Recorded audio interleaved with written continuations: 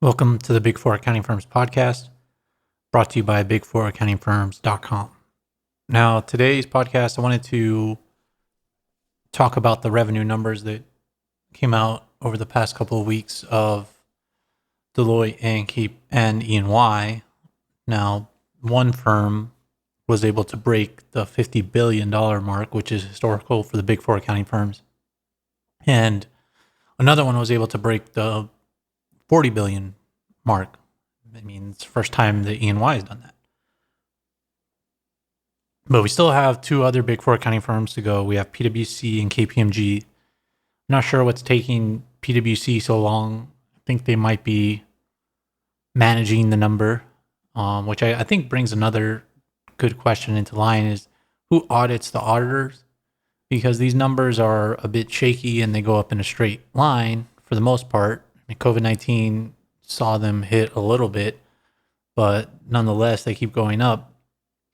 So there's nobody really even pushing it. They have to get the numbers in order for partners to get paid their bonuses. But at the top level, who's auditing all this? Especially the way they're structured with various partnerships in a region and various partnerships around the world that use the brand, and there's not really any of them holding each other accountable. They try to, the global chairman tries to, but otherwise it's a little bit shaky how they come up with the numbers. And PwC last year had 43 billion in revenue, and this year, I mean, if things go well, they should get close to 45 billion with just 5% revenue growth. But we'll see. We'll see. Maybe they're able to catch up to Deloitte a little bit more. But I really doubt it. And I think if the numbers were really good, they would have come out with them already. Like last year, they put out a very simple page because their numbers were not good. And it was a very simple, like Excel table in a page. And then they released the global review later on. And the global review was very lackluster. I don't know why they couldn't have put it together earlier. I think they were, just my opinion that they were messing around the numbers to try and make them look better, but instead they just came out with a shorter release because typically the Big Four make a big deal out of their global release to impress their clients, talk about transparency, their ESG requirements, their movement towards ESG, diversity, all the normal stuff, and they make it a big deal. PwC did not do that last year, and then this year their revenues are delayed. So, I mean, it could be a little bit bad news for them. And it's also the structure of the Big Four accounting firms, the structure of the businesses that they do.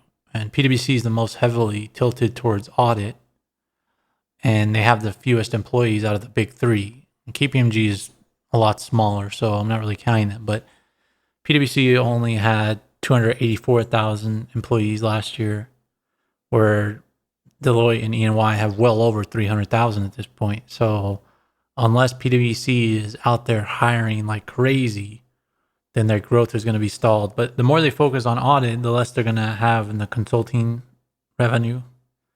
And you really limit yourself in consulting because of conflicts of interest. But PwC could make it up in their government services potentially, but we've seen that it's really Deloitte winning a lot of those. But we'll have to see what comes of it and whether PwC's mix of revenue impacts their ability to grow in the future, and also how many people they hire every year. And I mean, their employees are paid well, and they make a lot of money off of having fewer employees, so their margins are going to be better than their Big Four accounting firms. So maybe that's why they're not growing as fast, but also they're the second biggest accounting firm, so that's another reason. But we're going to have to keep an eye open for that. We still have two more to go, PwC and KPMG. But Deloitte and E&Y had a really good year. E&Y had a much better year, and I mean, they had 7% growth, so if they keep growing like that, then they can potentially overtake PwC.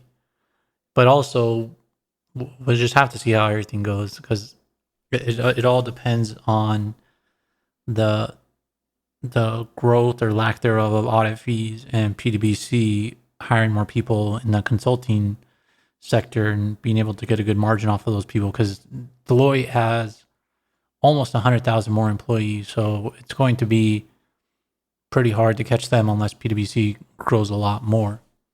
But as far as places to work, I think PwC is one of the best places to work for professionals, just the working environment. And I'm not saying it's amazing, but of the big four accounting firms, it's one of the best places to work. It values their employees the most. But I think Deloitte is very good at using their brand around the world to grow their business, not only grow their business, but hire more people. And I think it's also good to work for the largest big four accounting firm on your resume, or the second one. But it's, I'm very interested to see what PwC's revenues will be, and I'm just wondering what is delaying it so long. But it could also be because they're putting the annual review together this year that they didn't put out until later on last year. So we'll just have to see what comes of that. But that's the podcast for today. Make sure to subscribe to this podcast to get future updates, and subscribe to our YouTube channel, Big Four Accounting Firms. Thanks for listening.